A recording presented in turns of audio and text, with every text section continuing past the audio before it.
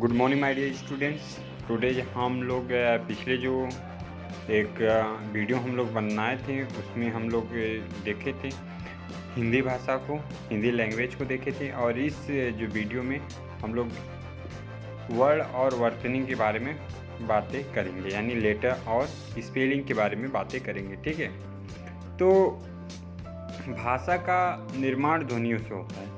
जो ध्वनि यानी जो हमारी आवाज़ निकलती है उससे जो निर्माण होता है उससे भाषा का निर्माण होता है। प्रत्येक ध्वनि के लिए एक चिन्ह होता है जिसे वर्ण या अक्षर कहा जाता है। जो हम लोग बोलते हैं वो ध्वनि होता है और उसके लिए एक चिन्ह हम लोग यूज करते हैं जिसको हम लोग क्या बोलते हैं, वर्ण बोलते हैं या अक्षर बोलते हैं या लेटर कह लीजिए आप लोग बोलते हैं। और इस अध्याय में हम लोग क्या करेंगे, इन्हीं विषय का चर्चा करेंगे। ठीक है, अब वर्ण क्या होता है? भाषा की सबसे छोटी इकाई क्या कहलाती है? वर्ण कहलाती है। वर्णों का निश्चित क्रम ही क्या कहलाता है? वर्णमाला। यानी कि निश्चित वर्ण जो होते हैं उनका एक निश्चित क्रम क्या कहलाता है? वर्णमाला। अब हिंदी के वर्ण और वर्णमाला में दो होते हैं। एक होता है स्वर होते हैं और एक होता है व्यंजन। मेन तरीके से दो होते हैं, बट कुछ उसके अलावा भी होते हैं, जैसे अगुआ होते हैं, अंत्यस्थ होते हैं और संयुक्त वर्ण होते हैं, विशेष व्यंजन, आगत वर्ण, ऊष्म, ये सब भी हम लोग पढ़ेंगे इसमें। तो स्वर सबसे पहले हम लोग पढ़ेंगे स्वर क्या होते हैं। तो स्वर में दो होता है, दो टाइप से होता है। जैसे पहला होता है हर्ष स्वर और दूसरा होता है दीर्घ स्वर। हर्ष स्वर यानी कि छोटे जितने होते हैं, जिनको बोलने में हमको कम समय लगता है, लाइक देन अ, ई, उ और त्र। और जिन्हें बोलने में अधिक समय लगता है उसे दीर्घ स्वर बोलते हैं, जैसे आ, ई, उ, ए, ओ, औ। ये जैसे कि आप लोग बोल के भी देख सकते हैं, इनमें जो दीर्घ स्वर है इसको बोलने में हम लोग को अधिक टाइम लगता है और जो हर्ष स्वर है इसको बोलने में हम लोग को टाइम कम लगता है। अब अगुआ क्या है? अगुआ में अनुस्वार है। अनुस्वार यानी कि अनुनासिक, यानी कि जो चंद्र बिंदी होता है वैसे। और विसर्ग में दो बिंदी जो होता है हम उसको क्या बोलते हैं? विसर्ग बोलते हैं। ठीक है, व्यंजन जैसा कि आप लोग जानते हैं, और व्यंजन को हम लोग करीब 5 वर्गों में डिवाइड कर रखे हैं, जिसमें क वर्ग होता है, च वर्ग होता है, ट वर्ग होता है, त वर्ग और प वर्ग होता है। क वर्ग में कौन कौन से शब्द आते हैं? क, ख, ग, घ, अंग आते हैं। च वर्ग में च, छ, ज, झ, ञ, टे। और ट में ट, ठ, ड, ढ, अड़। त वर्ग में त, थ, द, ध, न। प वर्ग में प, फ, ब, भ, म।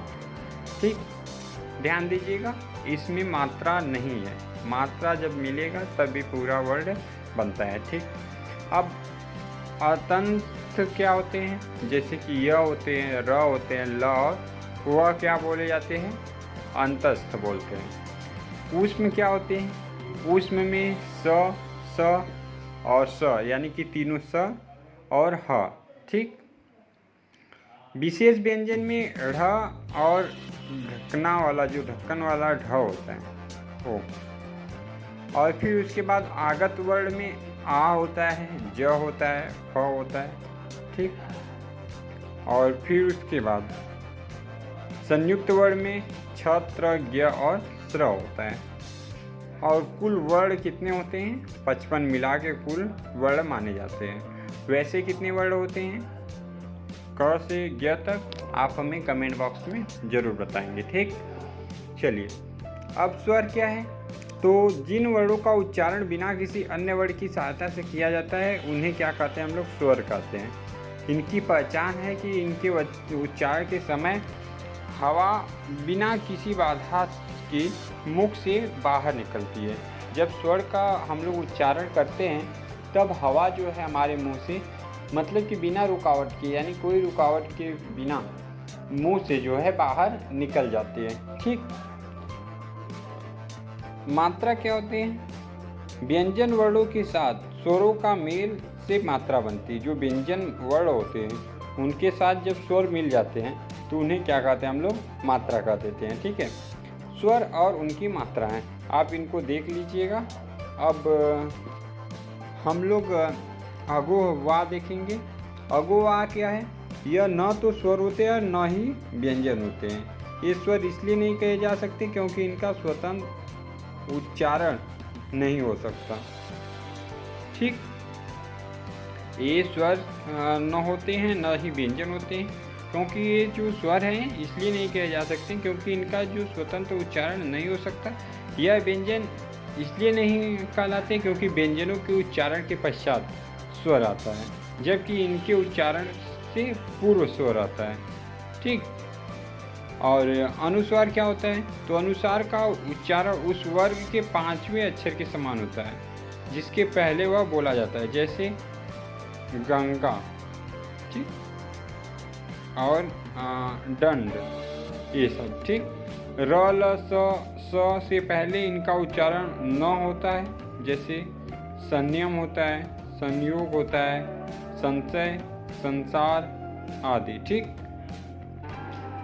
अब ध्यान दीजिए, व से पहले अनुसार वर्ण म में सुनाई देता है, जैसे संवाद, स्वयंवर। अगर वह आ गया तो उसके पहले अन का मात्रा लग जाता है, यानी अनुस्वार लग जाता है, तो उसको हम लोग पढ़ते हैं। ठीक है, अब ध्यान दीजिए विसर्ग। विसर्ग क्या होता है? तो विसर्ग का उच्चारण अह के भांति होता है, जैसे प्रातः, संभवतः। अह आ रहा है लास्ट में ना, तो अह के भांति उनका उच्चारण होता है। अक्षरशः, ये सब विसर्ग होते हैं। अनुनासिक क्या होता है? अनुनासिक, मुख और नासिका की सहयोग से उच्चारण होने वाले स्वर अनुनासिक कहलाते हैं, जैसे चांद, आंगन, आंवला आदि। यानी कि मुंह से भी निकले और नाक से भी अगर जिन स्वर का उच्चारण होता है उन्हें क्या कहते हैं हम लोग? अनुनासिक बोलते हैं। अब ध्यान दीजिए, व्यंजन लास्ट में है। जिन वर्णों का उच्चारण स्वर की सहायता से होता है उन्हें व्यंजन कहते हैं। इनके उच्चारण में वायु मुख के विविध भागों जैसे तालु, दांत, कंठ आदि से रगड़ खा कर बाहर निकलती है। अब ध्यान दीजिए, ई व ढ, यह दो नई ध्वनियाँ हिंदी में विकसित हुई है। ये दोनों वर्ण शब्द के प्रारंभ में नहीं वरन बीच में आते हैं, जैसे पढ़ाई, सड़क।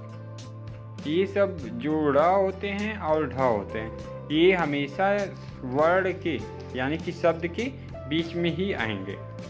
अब आगत वर्ण क्या है? जैसे आ है, ज है, फ है। इनका प्रयोग अंग्रेजी और उर्दू फारसी में होता था, किंतु अब ये ध्वनियाँ हिंदी में भी घुल मिल चुकी हैं। इनके प्रयोग की पर्याप्त सावधानी रखनी चाहिए, अन्यथा शब्द का अर्थ बिल्कुल बदल जाता है। उदाहरण द्वारा समझिए, जैसे कि जरा, फन, बाल, हाल, बुढ़ापा, फन, सांप का फन, कीस। ठीक है, जैसे यहाँ पे जरा का मतलब होता है बुढ़ापा होता है, फन का मतलब क्या होता है? सांप का फन होता है, बाल का मतलब केस होता है, हाल का मतलब होता है दशा से होता है। ठीक, और यहाँ जैसे जरा का शब्द से क्या मतलब होता है? तनिक होता है। बोलते हैं ना, जरा पानी दीजिए, जरा कोई, जरा की हम लोग यूज करते हैं। फन, फन क्या मतलब क्या होता है? हुनर से होता है। हाँ, और बाल का मतलब होता है गेंद से, बाल हम लोग बोलते हैं ना, बाल, उससे। हॉल, हॉल मतलब क्या होता है? बड़ा जो कच होता है उसको हम लोग इंग्लिश में क्या बोलते हैं? हॉल बोलते हैं। चलिए, अब संयुक्त वर्ण क्या होता है? तो छत्र, ज्ञ संयुक्त वर्ण कहलाते हैं। ये दो व्यंजनों के योग से बनते हैं, जैसे जो क स से क्या बनते हैं? छ बनते हैं, जैसे कच्छा, रच्छा। ये दो वर्णों से क और स से मिलके बनते हैं। त और र से त्र बनता है, ज और य से ज्ञ बनता है, और स और र से स्र बनता है। ठीक है, अब वर्ण विच्छेद को हम लोग पढ़ेंगे कि वर्ण विच्छेद क्या होता है। किसी शब्द में प्रयुक्त शब्द तथा व्यंजन वर्णों को उसी क्रम में एक दूसरे से अलग करके दर्शाना क्या कहलाता है? वर्ण विच्छेद कहलाता है। जैसे पुस्तक, पुस्तक में प धन, उ धन, स धन, त धन, अ धन, क धन, अ यानी कि पुस्तक। शिक्षा यानी कि जो वर्ड मिलकर एक शब्द बना रहे हैं उनको अलग अलग दर्शा देना क्या कहलाता है, वर्ण विच्छेद कहलाता है। ठीक, अब वर्तनी क्या होती है, वर्तनी के बारे में हम लोग पढ़ेंगे। लिखने की विधि को वर्तनी कहते हैं, यानी कि जो बोलते हैं वो तो वर्ण होते हैं, बट जो हम लिखते हैं उसे क्या कहते हैं, वर्तनी कहते हैं। हिंदी भाषा का जिस प्रकार उच्चारण किया जाता है उसी प्रकार से इसे लिखा भी जाता है, इसलिए भाषा का उच्चारण शुद्ध होना आवश्यक है, अन्यथा वर्तनी भी अशुद्ध हो जाएगी। जो हमारी हिंदी भाषा है उसका जो उच्चारण है, यानी जैसे हम बोलते हैं वैसे लिखते भी हैं। ठीक, कुछ अशुद्धियाँ प्रायः देखने को मिलती है, इन्हें सावधानीपूर्वक दूर करना चाहिए। भाषा की गरिमा नष्ट हो जाएगी, अन्यथा भाषा की गरिमा नष्ट हो जाएगी। ठीक, यहाँ पे कुछ शुद्ध और अशुद्ध वर्ड दिए गए हैं, आप इन्हें अपने बुक में लिख कर होमवर्क के थ्रू आप हमें व्हाट्सअप करेंगे। ठीक है, और इसको याद भी करेंगे। और इसी के साथ ये आप लोग अभ्यास पूरा करिए, इसको भी भेजिए हमारे पे, और इसी के साथ ये वीडियो इंड अप होता है। Thank you, take care, good bye.